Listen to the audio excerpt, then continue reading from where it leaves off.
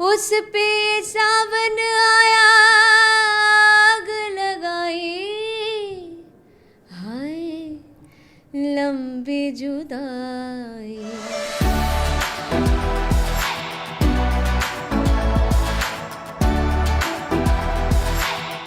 पूजा जी, आपका हमारे पॉडकास्ट में स्वागत है। Thank you so much. गा कर कुछ सुना दीजिए। इश्क जुनूं जब हद से बढ़ जाए, हंसते हंसते आशिक सूली चढ़ जाए। मुझे बिलीव नहीं हो रहा कि मैं आपको सामने से गाते हुए देख रही हूँ। अरे नहीं ऐसे मत बोलो। कैसा रहा आपका अब तक का सफर, बचपन से लेकर अब सफर तक? बहुत अच्छा लगा, ups and downs, lot of potholes. कोई ऐसा गाना जिसको गाकर आप अपने आप को खो देती हैं? कुछ पाकर खोना है, कुछ खोकर पाना है।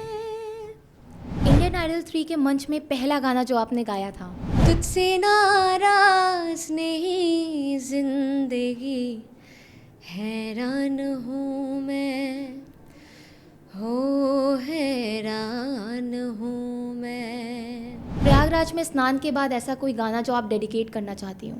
तुम्हें दिल लगी भूल जानी पड़ेगी, मोहब्बत की राहों में आकर तो देखो।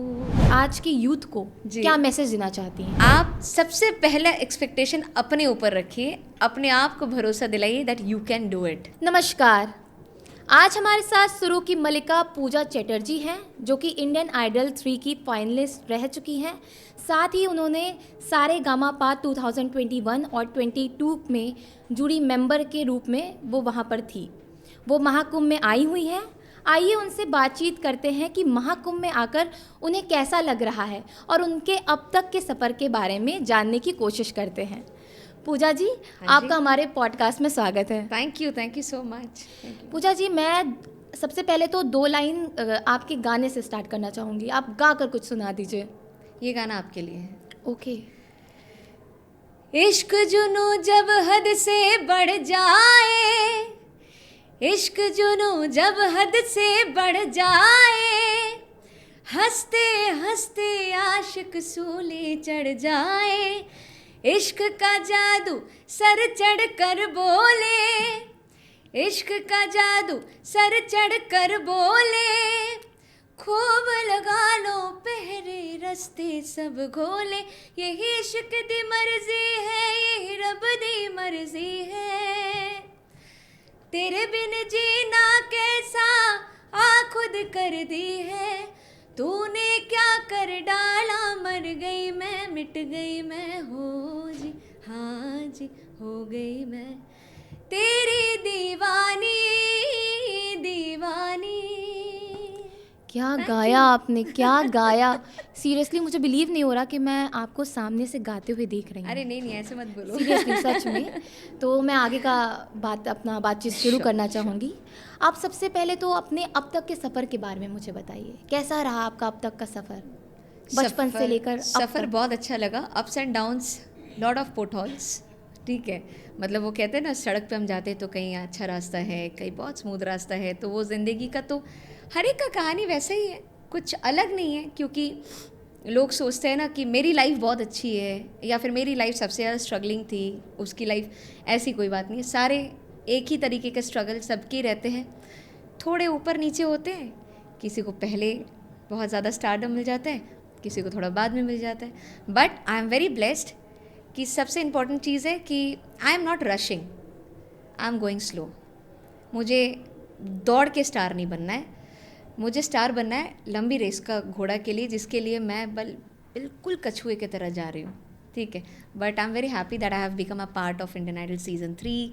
सारेगामापा में भी सभी ने मुझे बहुत प्यार दिया है, इज़्ज़त दी है। उस मंच पे जूरी मेंबर के रूप में बैठना ही अपने आप में बहुत एक अचीवमेंट फील होता है। बिकॉज जजेस में विशाल सर थे एंड हिमेश जी थे, शंकर जी सर थे, मेरे साथ जूरी में पद्मा जी थी, सुरेश जी की वाइफ। तो काफ़ी ऐसे लोग हैं जिनके साथ आप वो मंच शेयर कर रहे हो। तो बस। गाना कब शुरू किया आपने? At the age of 4। तो तभी सोच लिया था कि सिंगर बनना है?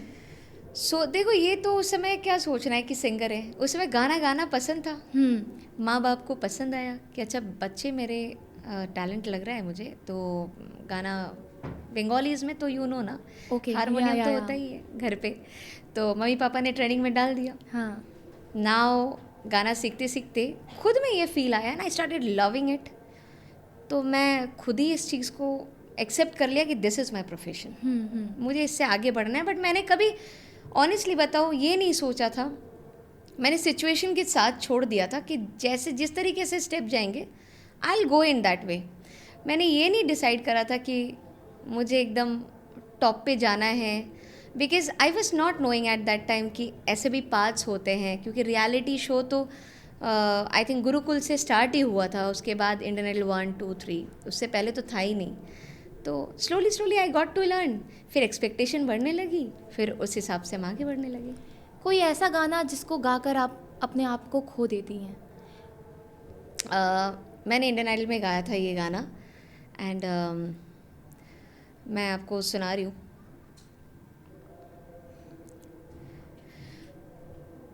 कुछ पाकर खोना है, कुछ खोकर पाना है, जीवन का मतलब तो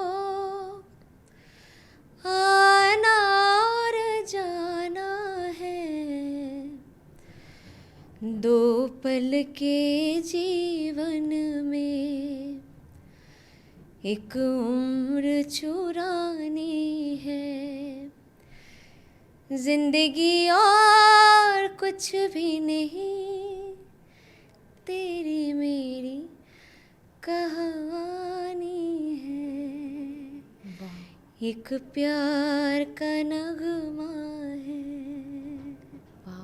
वाओ, स्पीचलेस, Thank मेरे you. रोंगटे खड़े हो रहे हैं। सच में, मैं मजाक नहीं कर थैंक रही। You, thank you. वाओ। जब आप इंडियन आइडल 3 की फाइनलिस्ट जी, बनी तो जी। कितना चुनौतीपूर्ण रहा आपका वो सफ़र? काफ़ी ज़्यादा, अभी उस समय, अभी तो बहुत, देखिए मैं एक चीज़ बताना चाहूँगी, ऑडिशंस अभी जितने इस तरीके के हो गए, कुछ सिलेक्टिव लोगों को हम ऑडिशंस ले रहे हैं, हमें पता है वो अच्छा गाते हैं। आइडल 1 2 3 की मैं बात करूँगी, 4 भी थी आई थिंक, 5 तक लोग लाइन लेके खड़े होते थे, और एक ऑडिशन में 2-2 4-4 लाख लोग खड़े होते थे, और ऐसे ऐसे कंटेस्टेंट, देखिए हम लोग अपने आप को बहुत सौभाग्यशाली समझते हैं कि हमें वो मौका मिल गया। नहीं तो ऐसा नहीं है कि कोई अच्छे सिंगर्स छट भी गए हैं बिल्कुल। उतनी भीड़ में, क्योंकि हर किसी को तो ऑडिशंस वो लोग सबका लेते थे, and there used to be 3 rounds. उसके बाद हमारे टाइम पे जजेस थे Anu Malik sir, Alisha Chinoy, Udit Narayan ji and Javed Akhtar sir.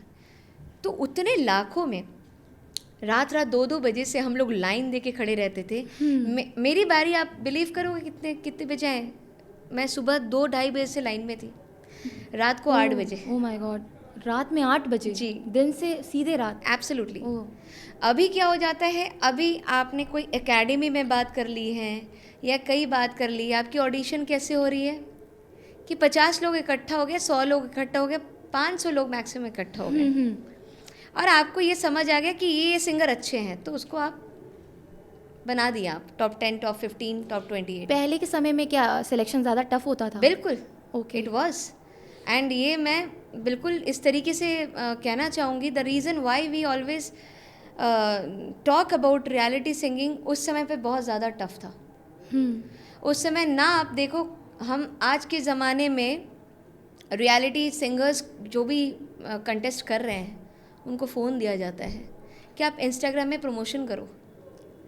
हमारा फ़ोन 7-7 महीने तक नहीं दिया गया है, ऑडिशन स्टार्ट हो, आप सिलेक्ट हो गए, सिलेक्शन के बाद हमारा होता था थिएटर राउंड में 3 राउंड एनसीपीए में होता था मुंबई में, उसके बाद पियानो राउंड होने के बाद गालाज होता था टॉप 10। तो ये पूरे जर्नी में फ़ोन हमारे पास नहीं होते थे, मम्मी पापा का भी कॉल आता था तो कंटेस्टेंट मैनेजर से बात कराएंगे, बिकॉज दे यूज टू से कि अभी ये ट्रेनिंग कर रही है और हम डाइवर्ट नहीं करना चाहते हैं। अभी सिंगिंग से ज़्यादा डाइवर्ट हो गया है रील्स बनाना। सही कह रहे हैं आप। इंडियन आइडल 3 के मंच में पहला गाना जो आपने गाया था? सो उसे गाकर सुना दीजिए। सो इंडियन आइडल 3 के मंच पे जो मैंने पहला गाना गाया था वो है तुझसे नाराज नहीं जिंदगी, हैरान हूँ मैं, हो हैरान हूँ मैं, तेरे मासूम सवालों से परेशान हूँ मैं, हो परेशान हूँ मैं। So this was my first song जो मैंने कैलाश जी के गाने गाए, वो मैंने थिएटर में गाया था, ठीक है। एंड सेम लाइक एक प्यार का नगमा है भी मैंने गाना गाया, तीनों आपको आइडल का गाना गाए। वाह वाह। कोई आपका ऐसा इंस्पिरेशन या आइडल जिसको आप फॉलो करती हूँ? जी बिल्कुल, मैं अपने आप को जिस रूट में लेके जा रही हूँ वो रूट है, मैं किशोरदा को बहुत फॉलो करती हूँ। मैं उनकी तरह ही हूँ, मैं बिंदास हूँ, मुझे I am what I am, I love to be in myself. आपके हस्बैंड भी शायद किशोरदा के हाँ लेगेसी से ही है। हाँ जी हाँ जी, उस घर के पोते आप समझ लो, आप 5th जनरेशन की बात करो तो in that way I am very glad, very proud कि उस परिवार से एक वो तार जुड़ा हुआ है, ठीक है। क्योंकि वो बहुत महान परिवार है, बहुत महान फैमिली है, कोई तुलना नहीं होती है, कला में भरे पड़े हुए हैं। किशोरदा की बात करें, अशोकदा की बात करें, अमित जी की बात करें, एवरीबडी सुपर टैलेंटेड। तो उस परिवार में एक छोटा सा तार जुड़ना ही मुझे लगता है अपने आप में एक भगवान का ब्लेसिंग है। संगीत की कोई खास गायन शैली, उसके बारे में कुछ बताइए। मुझे आप पूछना चाह रहे हो कि मुझे क्या पसंद है संगीत की फील्ड में? जी। कौन से क्षेत्र? हाँ ओके, मुझे क्षेत्र सारे पसंद है।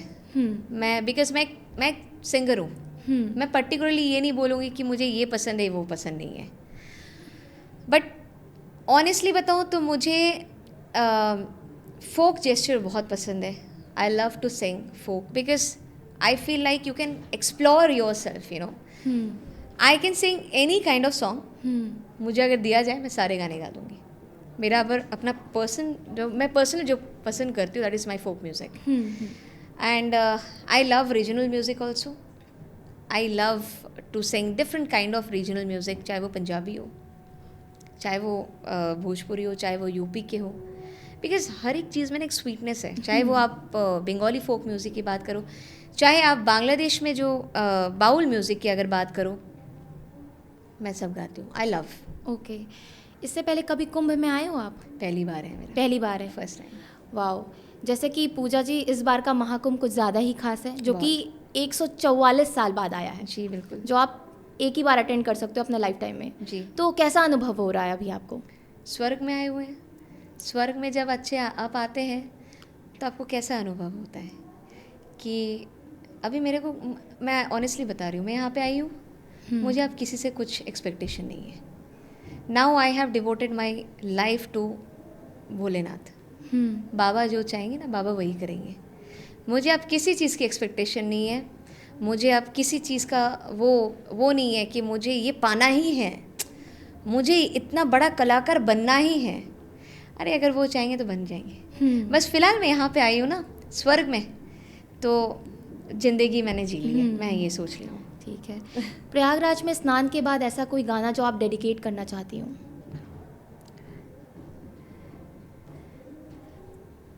तुम्हें दिल लगी भूल जानी पड़ेगी, तुम्हें दिल लगी भूल जानी पड़ेगी, मोहब्बत की राहों में आकर तो देखो। मुझे ऐसा लगता है अभी भी कुछ दिन बाकी है, तो जितने भी लोग अभी तक कुंभ नहीं आए हैं, ये है असली मोहब्बत। यहाँ आप आइए, स्नान करिए और स्वर्ग का दर्शन कीजिए। पूजा जी, आप आज की यूथ को क्या मैसेज देना चाहती हैं अपनी तरफ से? बस मैं यही बोलूँगी कि जितना देखो एक्सपेक्टेशन रखना अच्छी बात है, आप सबसे पहला एक्सपेक्टेशन अपने ऊपर रखिए, अपने आप को भरोसा दिलाइए that you can do it. You don't have to ask anybody for something. मतलब आप अगर खुद में विश्वास रखते हो ना, थोड़ा देर ज़रूर होगा बट आपको चीज़ें मिलेगी. आज के ज़माने में ना लोगों को बहुत जल्दी जल्दी मुझे नाम बनाना है, वो मत सोचो. आप अपने काबिलियत पे भरोसा करो ना, नाम अपने आप आएगा. बस मैं यही इन्फॉर्मेशन देना चाहूँगी. बाकी मैं सच्चाई बताऊँ, कला से ना हमारे भारतवर्ष में कोई कमी नहीं है. इतने इतने ब्यूटीफुल टैलेंट्स हैं कि I am very proud to call myself part of it. बस इतनी बोलूँ. बिल्कुल आप ठीक कह रहे हो. जाते जाते कोई 2 गाना अपने हाँ अपना पसंदीदा 2 गाना अगर आप गाकर सुना देती हैं. ओके. जो आपको काफ़ी पसंद हो. मुझे बहुत पसंद हो.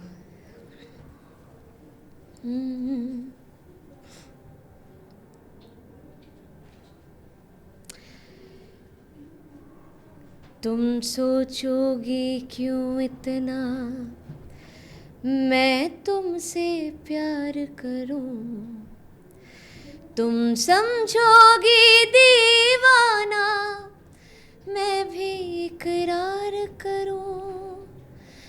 दीवानों की ये बातें दीवाने जानते हैं.